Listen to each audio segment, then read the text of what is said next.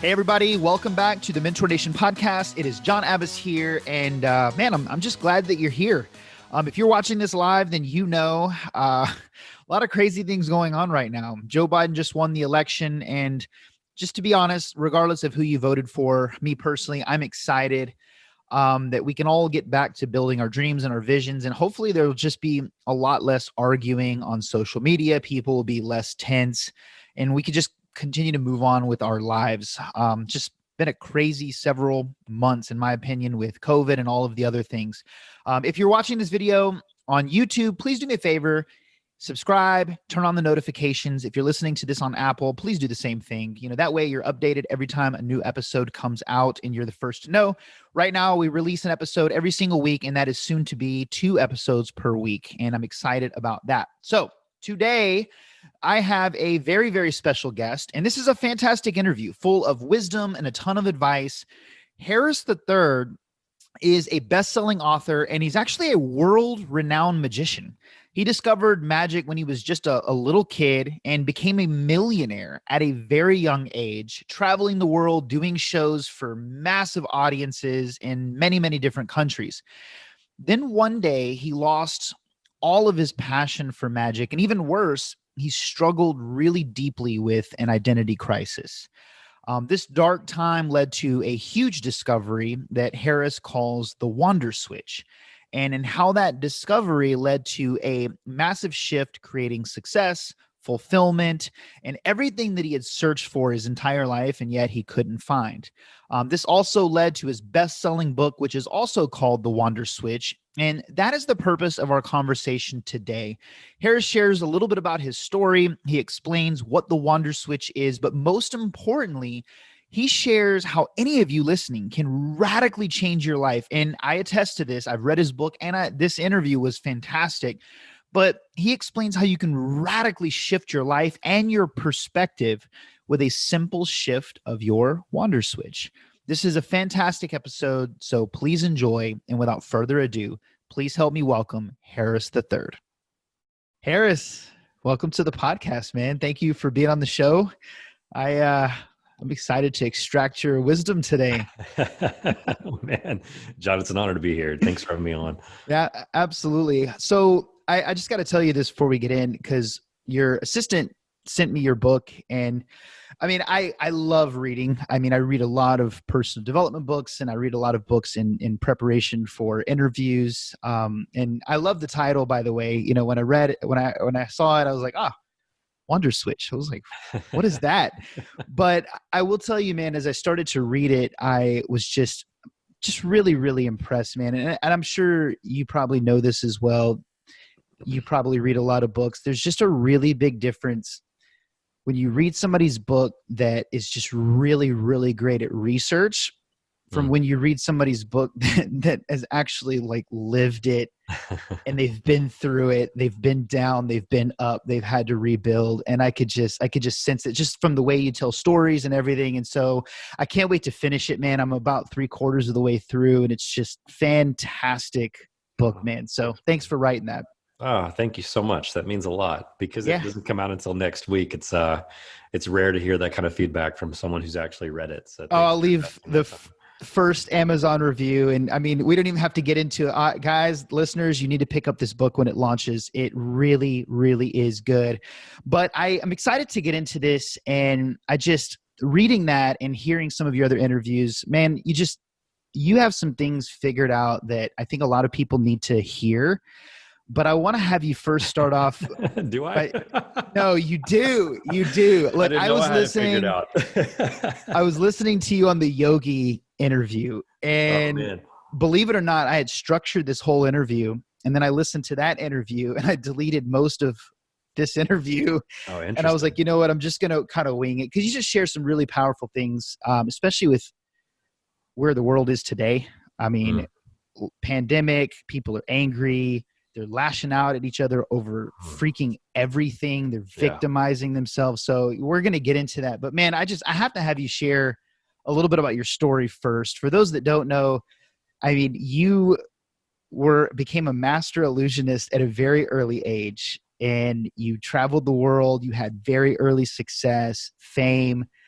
Like, how the heck does something like that happen? Like, how did you get into that when you were a kid? Yeah, totally blindsided me. Was not at all what I was predicting when I was a kid. I was pretty obsessed with baseball when I was 9 years old. The only reason I remember, you'll see why I remember this so significantly, but I remember wanting a baseball glove for Christmas that year. It is all I asked for Christmas. And that year when I was 9, I never got that baseball glove. There was a box under the tree at my grandma's house that was the perfect size to hold that glove. And so I was like, this is it. I rip it open and it's a box of magic tricks. And to be honest, my first reaction was, this is stupid. Why did she buy me a box of magic tricks? It's not at all what I asked for.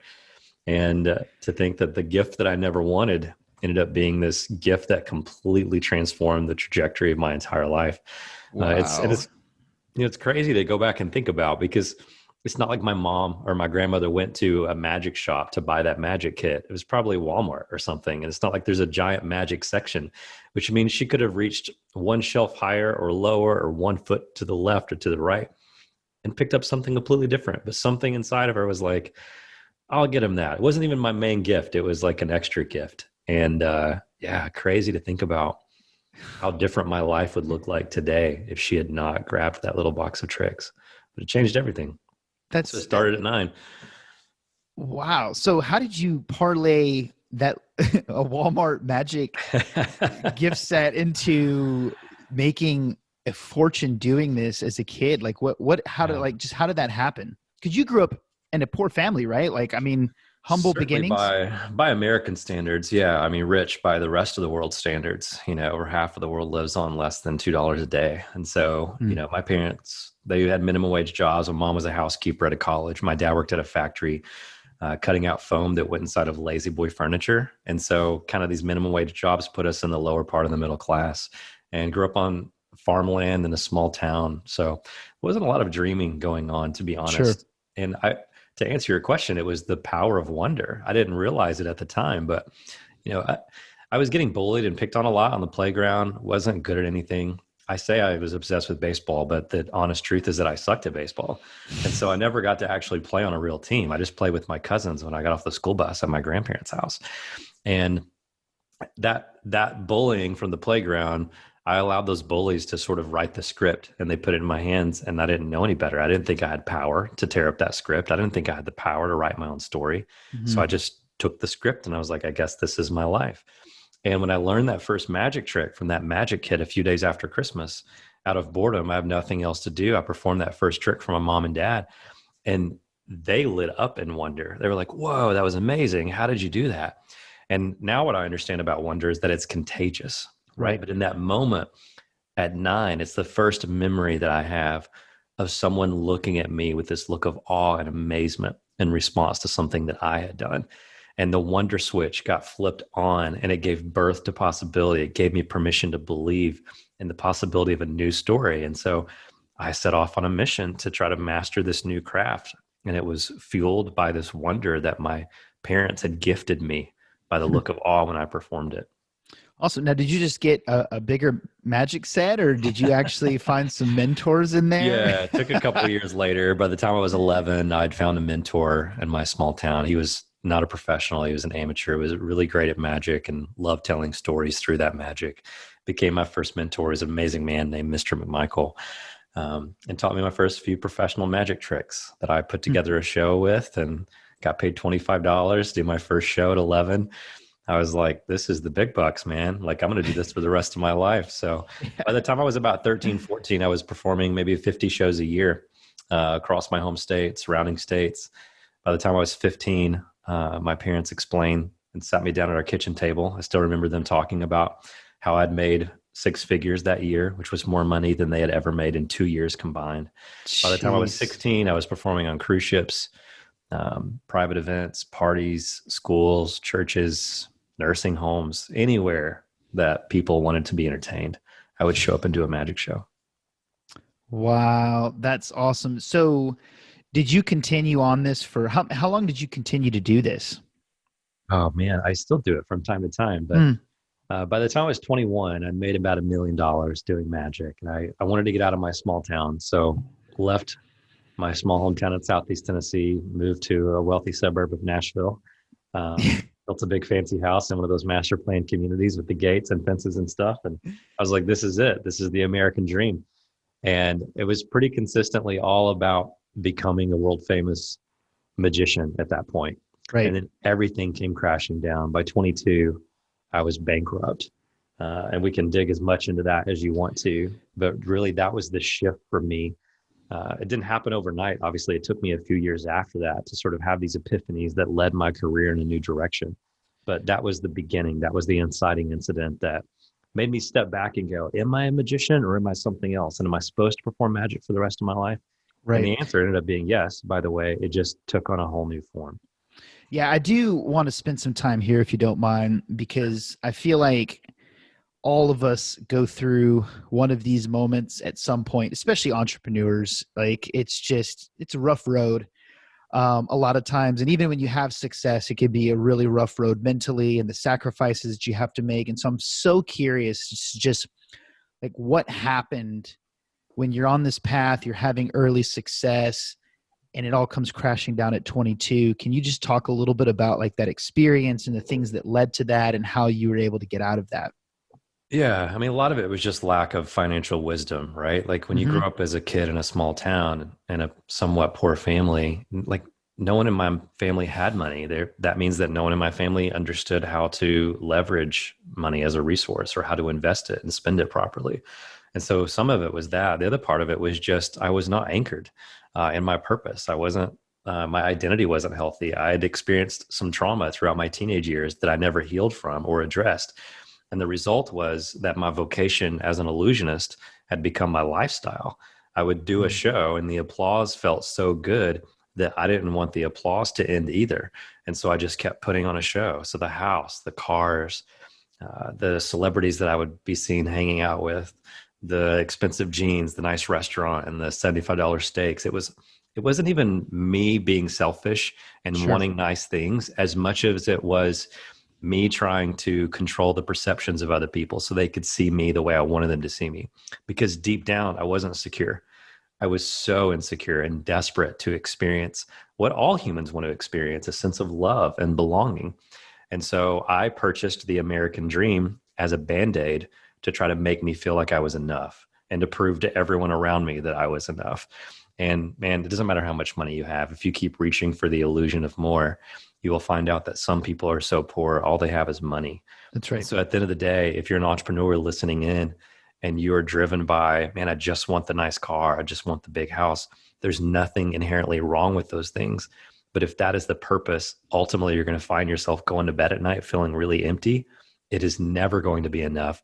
You will consistently reach for the illusion of more. And then like me, everything could come crashing down.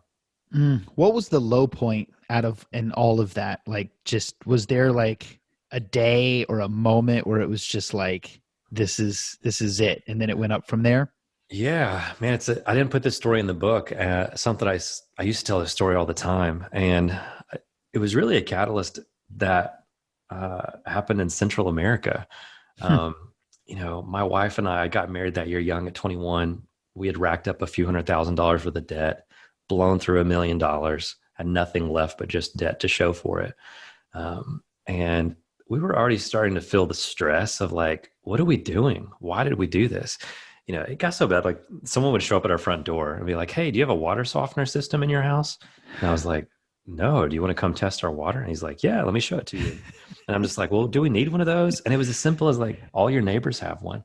I'm like, well, if they have one, like I'll go get my checkbook. Oh, you don't need your checkbook. We can finance it. And in your brain, you go, oh, well, if you can finance it, then I can use that cash for something else and I can just have more. And so we're starting to get stressed out by all these bad decisions. Like, what were we thinking?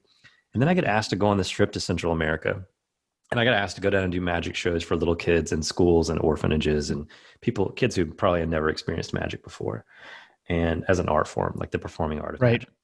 And dude, their eyes lit up, total wonder, right? Like they're amazed. And all the workers kept talking about how good it felt to watch these kids smile that big and to laugh that hard. Found out these kids were living on less than $1 a day, which is pretty convicting, right? When you're surrounded by really nice things and your apparently comfortable life home in America. The last day we're in this house And I grew up in this super religious upbringing, and I'm having all these mixed feelings. I'd walk away from all of the religious stuff that I was taught as a kid. I'm 21. Now I'm stressed out by money, and I find myself in this house with these people who have seemingly nothing, but they have so much joy. And I was like, man, when I was a little kid, when people were in need, we prayed for them.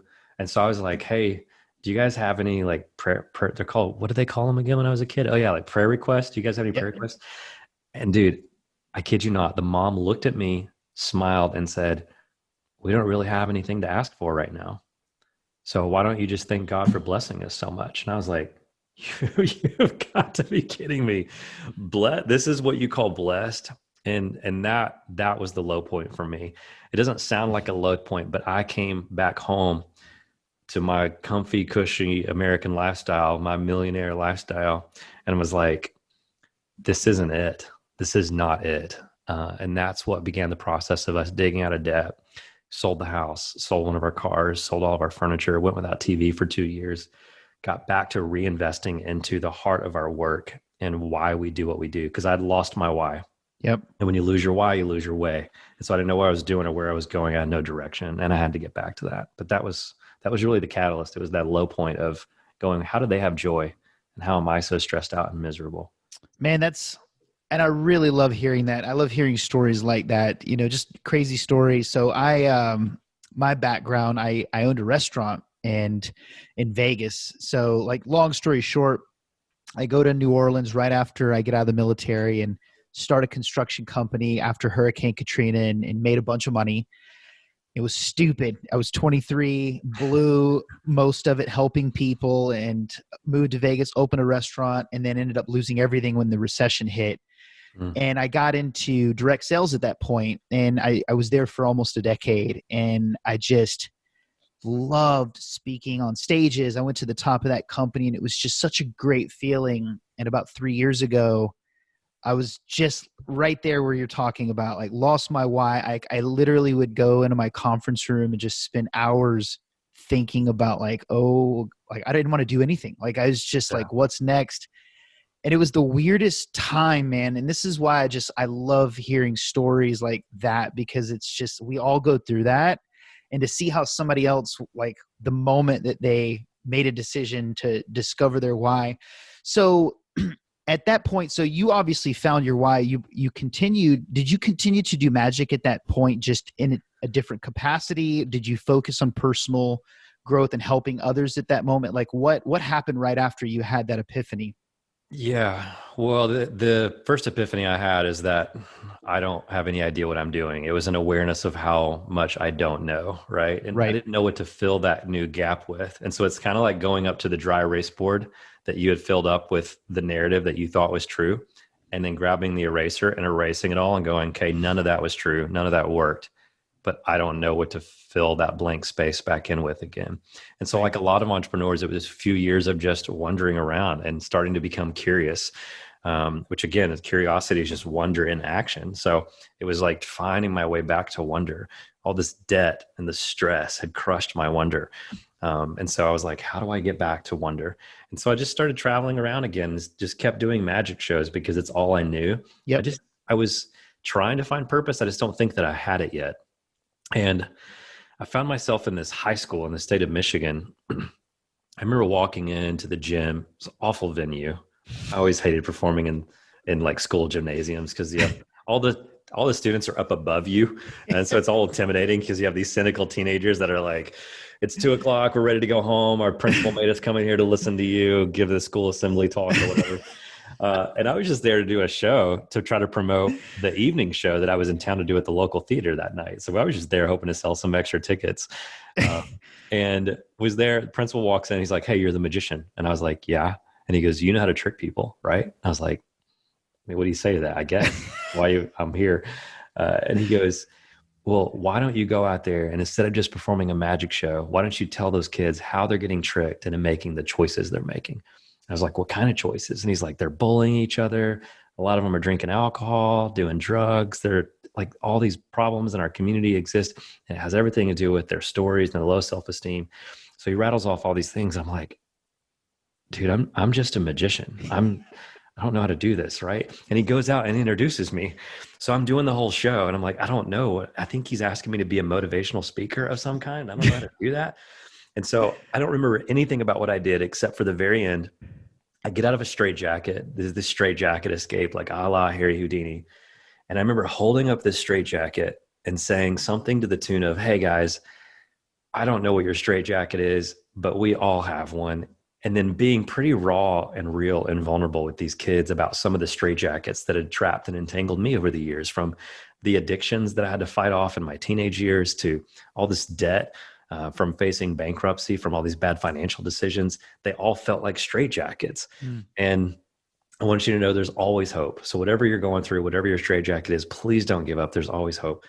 And then if you've ever given a talk, you know how it goes. Like, it ends and then you're beating yourself up inside of your own head, right? You're like, that was awful. Yep. I can't believe how bad that was. All the kids are leaving. I'm packing up my stuff. And this girl is bawling in the bleachers. And she comes walking down and she's like, hey, can I talk to you? And I was like, sure. I don't know what to do or say. She goes, I have something for you. Hold out your hands. I held up my hands. She drops a razor blade into my hands. And she said, that is my straitjacket. And I don't want it anymore. And you're the first person to ever make me feel like there's hope. And before we could even finish the conversation, an adult came around the corner and said, hey guys, time to go back to class. And she turned and walked away. And I still remember, it's like a home video in my head. As she turned and walked away, I saw her put her hands in her pockets and I saw the scars up and down her wrists and her arms. And I became obsessed with trying to understand. I was like, I need to understand and know why someone would do that to themselves, because I'd never come in contact with that personally and intimately before. And that's what I would say sent me down the rabbit hole of that next major epiphany, which is really the power that storytellers have. And I could talk for hours about that subject, but to keep things as brief as possible, I realized how powerful storytellers are. And they plant narratives to drive human behavior. And she had bought into a narrative that wasn't true. And it was changing her perception of herself, her perception of what's true. And that led to all sorts of bullying, which led to cutting. She didn't have a good foundation at home. And I realized I'm not a magician. I'm a storyteller who happens to do magic tricks. And so I'm going to keep doing magic tricks, but I want to use these magic tricks to tell stories, to reawaken the wonder of other people and help them believe in magic again. Man, that's a great story and a very powerful pivot. And it's just like, just up to this point, I mean, your story comes down to like little things that if they like that one thing didn't happen at that one time, at that one place, none of this would have set in motion. It's like crazy to think like who the magic set, you being in some small high school in the middle of nowhere. Like, it's so delicate, like how your story is. I have one last question before we pivot into your book, because I want to spend the rest of the time just talking about that, because it's about to launch and release. And it's something I heard you mention on your TED Talk, and I've always wondered this about magicians, and you said it. It's like, man, is it hard to be in an industry where like your audience is always like kind of like an asshole? They're always trying to discredit you and prove you wrong. Because it's not like people go to a movie and watch a movie and they're like, man, I knew Tom Cruise was full of shit. He didn't really slide down that skyscraper. But like in magic, I just feel like, because I do it, like, right? I'm just like, I'm going to watch their hands, their eyes. I'm going to watch everything because I've got to one up. I'm like, does that get to you? Does it stress you out, or does it drive you to just be better? You know, I think there was a time when, you know, the reason I love using the word switch as a metaphor for wonder is because the reality is throughout our lives, the wonder switch goes on, off, right? And so we have to fight to keep it turned on. And the more we grow in truth and wisdom and the healthier we get, the more likely we can keep that wonder switch turned on. Yep. But as I look back throughout my career, during the times where the wonder switch was off, that's when it frustrated me the most. I got so frustrated with people. I'm like, why can't you just sit back and enjoy the show? Constantly trying to figure everything out. What I've realized now, though, is that, you know, we are products of our environment, and we live in 2020. It is the information age. Not only are we in an information age, we have rapid access to that information in our pockets. So 100 years ago, think about this. If you would have gone to a magic show in the early 1900s, you walk in, you see Harry Houdini or Howard Thurston or Blackstone or someone do something amazing. You experience that moment of awe, and you're like, wow, that's incredible. Yeah. And you maybe try to lean in and figure out how it works. And it's sort of a puzzle. You can't really figure it out. And you're just like, well, I don't know. That's amazing. I guess I'm just going to be in awe of it. When you walked out of the theater, you were surrounded by additional things that left you in awe. And so living a life in constant wonder of the mysteriousness around you was just a part of the human experience. Well, in 2020, wonder feels uncomfortable. It feels threatening and disruptive because we have been psychologically reconditioned by these devices in our pockets to think that we can live with an abundance of certainty. And so mystery feels so uncomfortable. The moment we come in contact with one, when we feel awe and wonder, we go, I don't like this feeling. I don't like what it feels like to not know how something works. That's right. And my entire life, at this point, most of us in this generation, we can go, well, my entire life, I've been able to find out how something works. And so we pull out our phones and we Google it, and Google ends up taking the quest out of the question, as my friend Mark says. And we're like, boom, here's a 30-second YouTube video that can explain this to me. And so I think a lot of it has just come down to wonder has become more and more rare because we have been psychologically reconditioned to feel uncomfortable when we come in contact with it. Yes, man, part of me misses the 80s so much. It's just like there's just no wonder in anything. Yeah. And I read your book and I listened to your TED Talk, and I'm mind blown because I'm like, man, I need to break that habit myself. Like I don't go to a restaurant without looking at the reviews. I don't do anything, it seems like, without being certain. And there's just no joy in that, really. And so your book, I want to have you share because it's coming out soon. And like I said at the beginning, I think the timing could not be better because the state and the perspective that you talk about in this book, I mean, dude, people are like, I've never seen anything like the situation that we're in right now. Call it coronavirus, call it politics, call it all these movements going on, call it whatever it is. But like people are just mad. They're angry. They are, all their focus right now is like you get on social media and you just cringe. In 2 minutes, I just have to get off. And so can you speak a little bit about the premise of your book, the idea behind it, and, just the message that you're trying to, that your hope to convey to, the readers in that book? Yeah, I mean, although it's called The Wonder Switch and it's a book about wonder, it's really a book about the stories that we tell ourselves. I keep getting asked, how do I define wonder? And I thought so many days, hours, months, years about this question. And I think the simplest way to define wonder is what gives us permission to believe in a story that we have yet to see. And so to unpack that a little bit, we as human beings are pretty terrible at figuring out what the truth is and what reality is based on what our senses perceive, based on what our feelings tell us. We are pretty easily deceived. It doesn't take more than a few magic tricks to prove that. The reason we're easily deceived is not because we aren't smart. We're intelligent beings. It's just that most people don't understand these different principles or the role and power of the stories we tell ourselves. So we are storytelling creatures. That's the first thing to understand. We tell ourselves stories all day long to make sense of the world around us. And even when we go to bed at night and physically sleep, our brain stays up all night long telling us more stories. I have a device here. It's called an iPhone. It runs off of an operating system called iOS. My parents have a computer, runs off Windows. My brain, your brain, runs off of an operating system called narrative. So these stories that we tell ourselves, these narratives, is what drives all human behavior, our worldview, our thinking. But we live as if seeing is believing. So we think like, I guess I'll believe in that when I see it. It goes to that cynicism we were talking about of like, well, what do you mean he made a table levitate on stage? I've got to look that up on YouTube. I'll believe it when I see it. That seeing is not always believing because we're so easily manipulated and deceived, which is because of fear, which I'll get to in a second. Which means that what the science shows is that believing is actually seeing. Seeing isn't believing, but believing is seeing. What we believe has the power to change what we see in both negative and positive ways. Cognitive bias is a very real thing. We experience that so much right now in politics, right? Yep.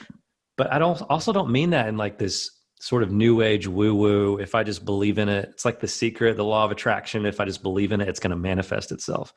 It's that what you believe to be true about yourself, regardless of whether or not it is actually true, quite literally changes what you see, even in the mirror. So if you're like, man, I suck, I don't have what it takes, I'm not enough, I'm never going to fit in, never going to belong. Well, we all know people who believe these lies. Sometimes it's us, right? I believe those lies. Sometimes I still struggle with some of those. When I believe that lie, it's not rooted in the truth, but what I see in the mirror is someone who's not enough, who doesn't have what it takes, Right. Who, all these things. And also from a creative brainstorming perspective, if you're trying to solve a problem, but you don't believe a creative solution exists to that problem, then the lack of belief in the potential of a solution doesn't even give you permission to go explore. Right. And so if believing is seeing, wonder is what gives us permission to believe in a story that we have yet to see. Because all change, all transformation can be oversimplified by simply saying that change is moving from an old story to a new story.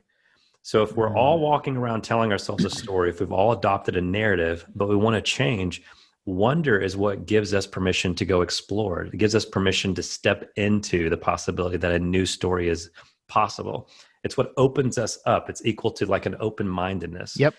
Creates empathy and gives us a chance to connect with others instead of holding on to our preconceived notions.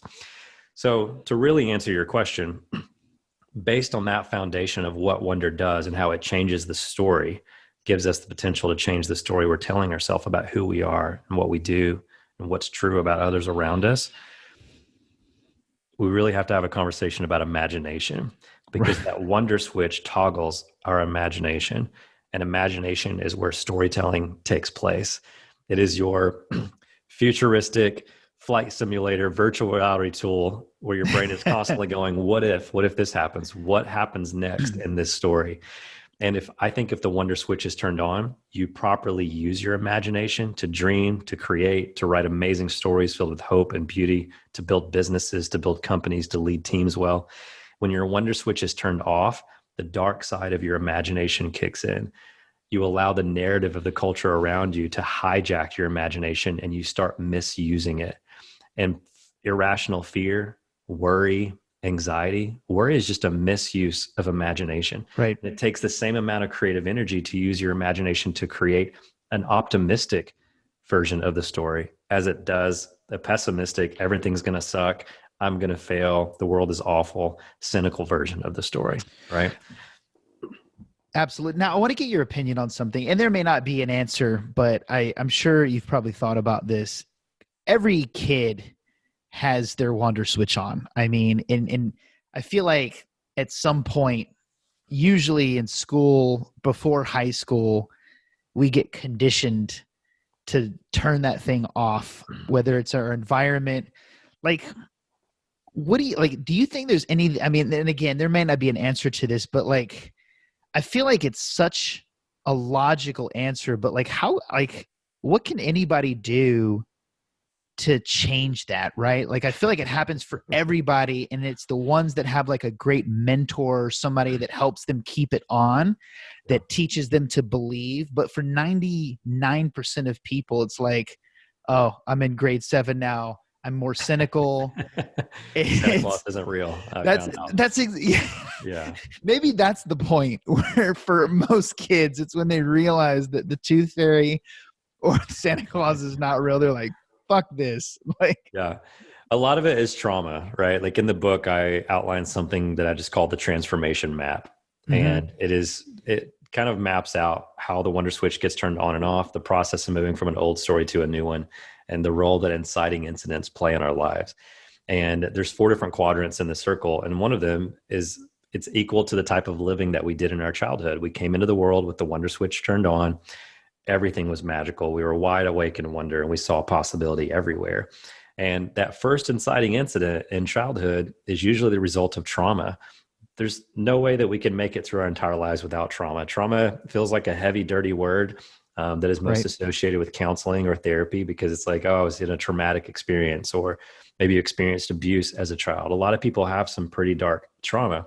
As a lot of us have experiences that were traumatizing that we don't associate with trauma.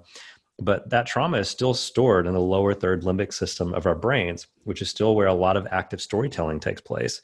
So Mm, trauma is quite literally a broken narrative. It's your brain's inability to make sense of an experience. Because again, if narrative is the operating system of your brain, and then you have an experience that doesn't align with the narrative that you had adopted, that narrative gets broken. Classic example. I was raised around some pretty awesome adults. yep. My parents believed in me. They fought hard to keep the wonder awake. And then all of a sudden, my brain was going, okay, this is how adults operate and live their lives in this narrative. They're caring, they're trustworthy. All of a sudden, an adult early in my childhood abused me. It was a family friend, and my brain couldn't make sense because I was like, wait, this doesn't make sense. This is not what I thought adults were. And all of a sudden, my narrative was broken as a result of that trauma. That trauma, if not resolved or healed from, gives birth to shame, gives birth to lies and untrue stories that we repeat back to ourselves. And that's when the wonder gets crushed, which means to go find wonder again, that wonder that you lost in your childhood. It is less about going and searching and finding something. Wonder is your natural state because it's how you came into the world, which means to get back to living and working out of a place and state of wonder is really about returning home. It's about getting the thing that's in the way. It's like clearing a blockage. It's like getting that blockage out of the way so you can get back to how you were naturally wired to live and operate and work anyway. So you got to go back and resolve that trauma. You got to go back and restore the narrative, which is scary to a lot of people because it requires some pretty radical self-inquiry. Yeah, definitely. And man, very, very powerful. So I have a question for you because you're a parent. You have two kids, correct? 3 kids now, yeah. Oh, three. Congratulations. Keeps happening. I have 3 daughters, and I want to get your insight on this because I feel like maybe you have more insight than most of us on this subject in particular. But I find myself struggling to find balance. I want my kids to always have that wonder, always believe that they can do anything, but I'm also really trying to teach them that life isn't fair and they need to be prepared for that. And there's this constant balance of like reality and wonder. And am I preparing them to be shocked later, or am I setting? And it's just like, do you find that you struggle with that, or like, is there some strategy that you have around that? Like, what's kind of your method of operation around your own kids based on your experiences and just what you've learned? Sure. I mean, a few things. The first of which is there is a big difference between what is childish and childlike. And you need to get clear about those 2 categories. And so it is possible to put away childish things and to grow up and become wise and be an adult without ever losing these childlike qualities like childlike wonder and hope and childlike faith. You got to keep all that stuff alive. As far as how you do that, I don't think there's any need to guard your kids from the seasons of darkness and help them understand that it's actually the journey, not the destination, that shapes and molds them into who they want to be. None of us would have chosen 2020 as our story, right? Like, this is a shared story of all humanity. I don't think anyone is a fan of the divisiveness that's going on in politics. Right. None of us are a fan of the global pandemic. None of us would have chosen that. But I think when we look back throughout human history, we will look at 2020 as a gift because of the way that it shaped us and showed us who we were and what we're truly capable of, and so many other things, right? We don't even know what we're going to learn from this season. And that's because so many times our formation and development as leaders, as entrepreneurs, as parents, they take place during those dark nights of the soul. If you think about your favorite movie, the only reason why you're so drawn to that story is not because the entire movie consisted of a 2-hour happy ending, right? The happy ending happened during those last few moments. The whole rest of the 2 hours was this character who was going through hell and back. They had to overcome all this conflict. They were thrown into situations and inciting incidents against their will. And that's what molded and shaped them into the type of person that was able to make it to the mountaintop at the end. So we have to understand that our pain, our suffering, our experiences that we wouldn't choose, the parts of our story that we would have never written, those parts of our story are gifts. And if I look back throughout my own story, I know I only am who I am today as a result of those experiences. And so I think that gives me the opportunity as a father to sort of lead my kids through their own seasons of darkness and help them, remind them that there's light at the end of the tunnel, That's what wonder is. Wonder is keeping that light switch on so that they can see, like, hey, you may not feel it right now, but the wonder gives you permission and the ability to see that light down there so that you can keep going. I love that. And I love how your book has so much faith in like people and what they're capable of. Before we wrap up, I'll never like the reason I have so much faith, and I was hoping that maybe even COVID would bring us together more than it would divide us, but I still have that faith, and I'll never forget this. When I was in the Navy, my whole division was just a group of screw ups. Like they were lazy. All they did was talk crap, eat unhealthy. I mean, in my mind, I'm like, this is the worst group of people on the planet that anybody would entrust to like protect the country, right? It's like everybody was looking for ways to get out of work, but I'll never forget, man, it was the day that September 11th happened. And it was literally like a switch, like kind of like but it was like a reality switch. And it was within 24 hours. I've never seen it. It was because we all had one mission, one focus. This same group of people, they would stay up 3-4 days without sleep. They were focused. We worked together. And it was just, I'll never forget that experience because it showed me what people truly are capable of when they have a focus, a reason why. And it was a lot of wonder. Like we didn't know what was going to happen, right? Our ship got sent to the Persian Gulf. We were preparing for warfare and all kinds of different like nerve agent attacks, but it was such an incredible moment of unity, man. And your book really, really, really helps people. It gives them just a lot of background knowledge, but also a framework for being able to get back to that point, which I think a lot of people need to get back there. And I'm just super excited. So I want to spend the last minute just talking about, okay, your book comes out next Tuesday. October 13th. Where can they get it? How can they follow your work? Where can they stay on top of the latest and greatest that you're putting out? And just what all are you working on right now? And how can people stay on the forefront of it and get your book as well? Yeah, I mean, the easiest thing to do, it's available anywhere books are sold. So you could go anywhere, but if you want to head over to thewonderswitch.com, that'll kind of give you some options to go get it from some good places. And there's a few bonuses on there as well. So check out thewonderswitch.com. My website, harristhethird.com. We're always doing free trainings. There's an upcoming free training around the transformation map that I was talking about earlier. Awesome. So even if you grab a copy of the book or you don't, check out some of those free trainings so you can understand the process of how to move from an old story to a new one. And then it's probably also worth mentioning storygatherings.com. I lead a wonderful, beautiful community of storytellers called Story. And that consists not just of artists and creators, but any entrepreneur and leader who needs to learn how to view themselves and their work as a storyteller, because that's what leaders are. Leaders are storytellers. Entrepreneurs are quite literally writing new stories and offering new narratives for the world to people to step into.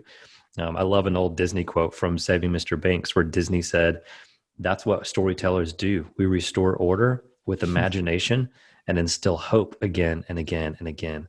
And I love that idea because I think that's what your listeners do, regardless of whether they view themselves as storytellers right now.